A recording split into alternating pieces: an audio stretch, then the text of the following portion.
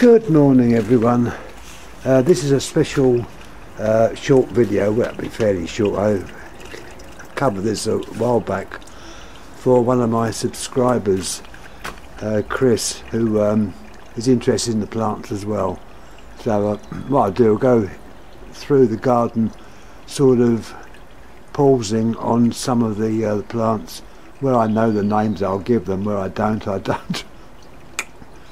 We're actually standing on the outside of the garden gate. I won't show the front of the house because I don't want, as I say, to be known where I am. I could be in the North Pole. I'm not though. Anyhow, let's go through to the garden. This is, as I say, for electronic Chalcotecnic Hochspannen, which translated into English means electronic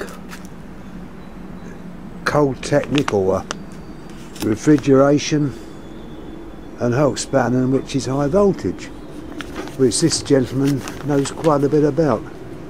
I can vouch for that, he does. Anyhow, without embarrassing him, we'll press on with the display of the plants in the garden. Now, he's asked me to do one of the garden, so yeah, I'll do one of the garden. The first plant we come to is a species of bamboo. Now, bamboo is actually a grass, and if you think of China and the pandas, that is what they feed on. Now, funny enough, it's a bit warmer today. Let's have a quick look at the temperature.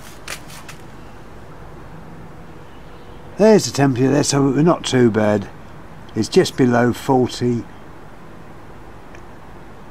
degrees, or my throat's a bit choky today, so don't worry. 4 degrees on the Celsius scale. The other scale is Fahrenheit.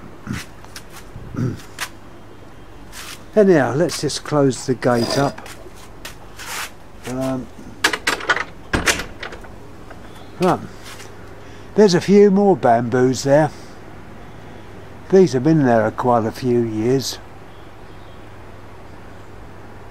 It's the golden bamboo, you can tell by these stems, golden. In fact, this would have grown through that raised bed. There originally was a raised bed there, I think it's grown through there. They've done quite well. Excuse it's a bit untidy. Get a bit closer. I know you're interested in the plants, and you know, if I can help in any way I will. These are Opuntias, a species of cacti. These remain out all year round. They originate, or they stretch up to, I should say, to Canada, and in Canada it can get blooming cold. I am half Canadian myself, but I was raised over here in England. So there we are, Opuntia compressa. So named because in the winter time they stop taking in water and they become dehydrated or compressed. I think that's where it gets the name from. What else we got? A few more Opuntias over there. That's Opuntia robusta. These two have been outside and they have got through the winter. I must admit it's a fairly shady spot here, so when it's very cold weather it's not so bad here. Mind, it's still cold. Anyhow, turning round, what do we got? There we are, we've got a species of palm. This I believe is a phoenix palm, and they're hardy over here. They're probably hardy in Germany as well. I know your winters can be pretty cold. Pretty cold. There's the old greenhouse at the back. Oh yeah, another bamboo there in that pot. They've got to be sorted out next year. Anyhow, coming around we come to a plant called a sago palm.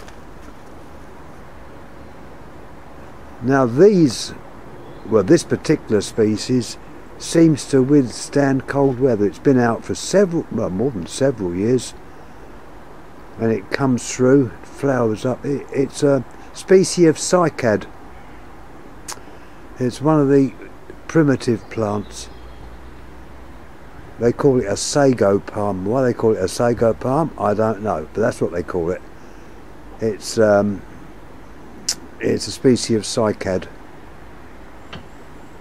In the front there, got one of my little lights which work on a little battery and a little solar cell. Not quite as big as, oh, I can't see them, I'll show you when I get down the garden. We have got another Opuntia there. And there's the stem going right back into the garden. And surprisingly enough, that one survived a winter. Mind you, its mate next door looks a bit ropey, but he'll be okay. We've got species of yucca. This is Yucca recurvifolia, so named because the leaves fold back, they recurve. So it's called recurvifolia. There's some of the blooms. In habitat, or where the plant grows in America, it's fertilized by the yucca moth. But over here it's not, because we don't have a yucca moth. There's some of the old stems. This plant has got really out of hand, and so's that other plant growing through it, which is ivy, which I can show you a load more, which I'm going to have to get rid of next year. I'm not looking forward to that. Anyhow, turning round, we've got another view of that phoenix palm. Ones we're looking at now are not palms. This is a giant tree fern from New Zealand and Australia. It's got quite a trunk to it. A balm, you could say. I'm going to try and get some of the German words in. Now that's the plant, and those leaves are called fronds. When the winter comes proper, these will die back. We've got another one over there, which is the other one. In fact, these are two species. I didn't realise that, but someone pointed out that the leaves were slightly different. Well, there's one leaf of one of them, and there's the leaf of the other species. So if you can see the difference, you're cleverer than I am, because I'm blown if I can see the difference. But anyhow, they're both tree ferns. Let's turn round again. We've got another larger Opuntia. This one's been in bloom during the summer. It's flowered. Now that's been out here several years. I've shown it several times, and each time it seems to have got bigger. It produces these flat pads which are very vicious. Whatever you do, you don't want to get spiked by them. One of my little ponds, which is going to have to be redone next year. I don't know whether you can see any of the goldfish. There's a goldfish there. The goldfish is Carassius auratus. Auratus meaning gold, and Carassius is the Latin name of the goldfish. Carassius auratus. Because I know I'm making it a bit technical. You understand this, and I'm pleased you do. There's some more Opuntias.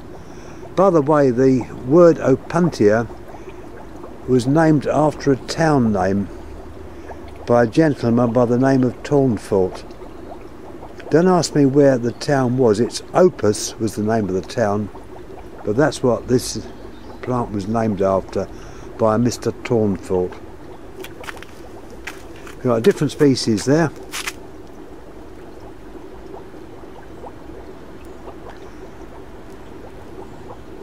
As you know, Chris, I like talking as well. I know you do, and I do. I think it's a trait of people that are on YouTube. It's not a bad thing.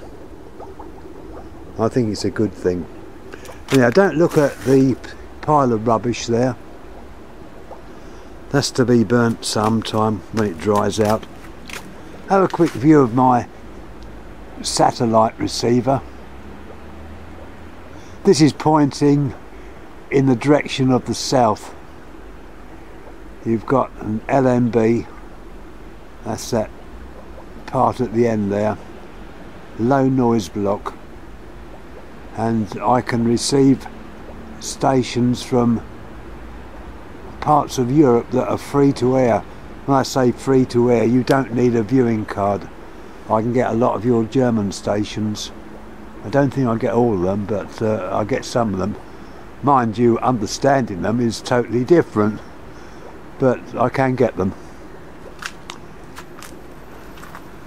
Another pond there which needs the cover replaced on it. That's going to be a job for next year. Looking further along, we've got another species of bamboo. This is quite a tall one as well. I haven't got any pandas, but we've got bamboo. There's another species of yucca.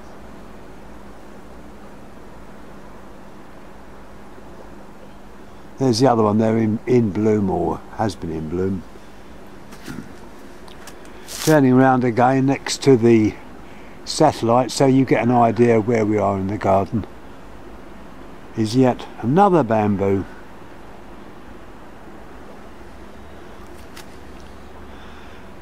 Now, always forget the name of this next plant, which I'll show you.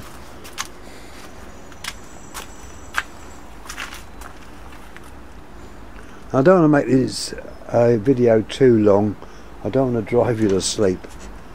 So if you get tired, just turn it off and re-look at it a bit later. This is Melananthus major. I think that's the name, Melananthus major. I thought I'd lost this. It died right back, but it's come back. Got interesting leaves, very spiky leaves.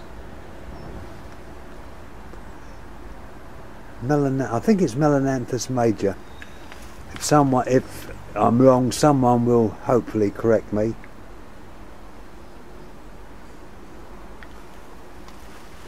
Now, I won't go in the greenhouse at this stage. As I say, I'll give you just the garden stuff. If you want me to go in the greenhouse, I can do, but give us a shout, which you probably will. And I'll give you a shout. There we are. There's a few more compressors. In fact, that one in the tray by my foot came from a shop in Austria many years ago. It was in a garden centre in Austria, and it's as I say, the thing has gone right into the ground. It's rooted well. They'll remain there during the winter. Anyhow, I'm going to close now. If you want me to go in the greenhouse, I will. You've just got to ask. So this way it'll keep the video a bit shorter. I'll show you just the last Opuntia which is in the garden, which that car's not mine, by the way. It belongs to the garage. There's another Opuntia there, and that's been there a while. That's obviously protected by the two greenhouses. And while we're in here, I'll show you some of the bits and bobs that I've got. Now, all of this stuff has come out of the shed because the shed's got to be replaced. So, as I say, I've got a lot of bits and bobs as well. There's a fluorescent light there. I have put this up, I think, on either on YouTube or Lighting Gallery. We've got various testing screwdrivers. They've got little neon lights in them.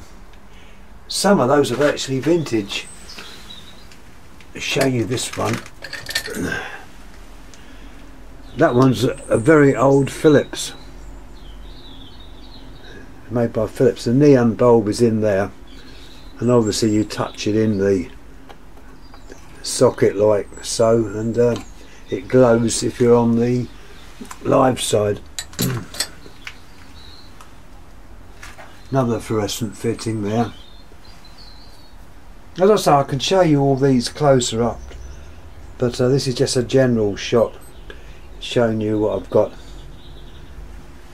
Here you may recognise that plug. That's one of your plugs from Germany. It's called a Schuko.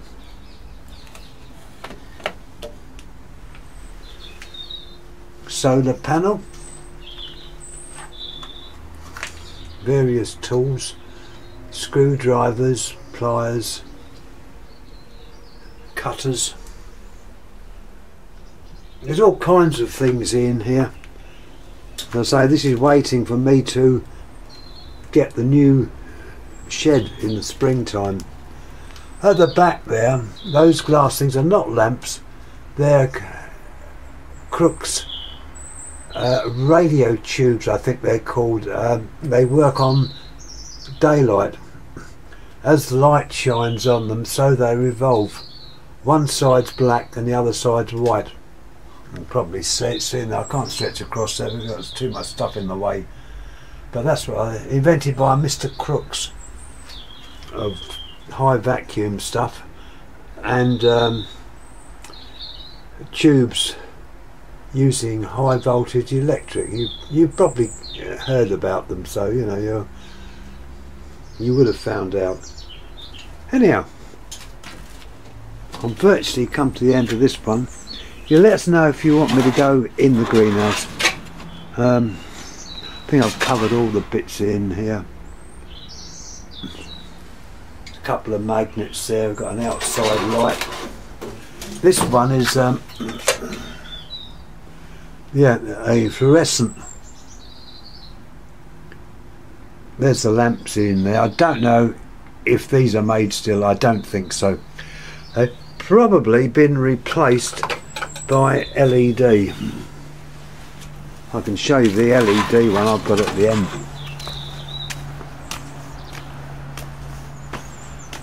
We're at the end of the garden here. Excuse the mess.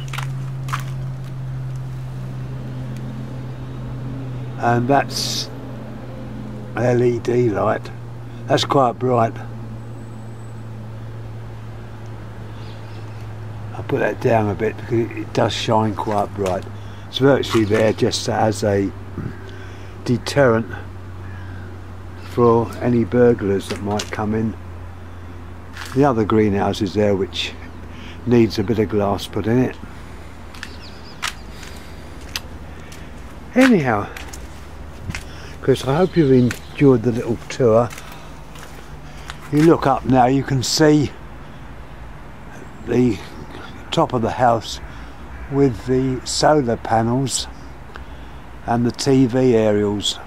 Although I use the satellite dish, I can receive a terrestrial, and that's what those aerials are there. The top aerial's mine, the next aerial down is for VHF radio, that's the circular one, and the other aerial's probably mine as well. Not too sure, but I think it is. Anyhow, I'm going to go and put this up, so hopefully later you'll have a look at it and enjoy. Any comments, please leave. You know me. And if you want me to do one of the greenhouse, let me know. I can do one of those. So anyhow, see you mate, take care and see you. And anyone else watching this, thanks for watching. As I say, I'm trying to to interest as many people as I can. I know I was in a bit of a mood yesterday. I've cheered up a bit today. So anyhow, I'm going to clear down. Thanks again. Thank you.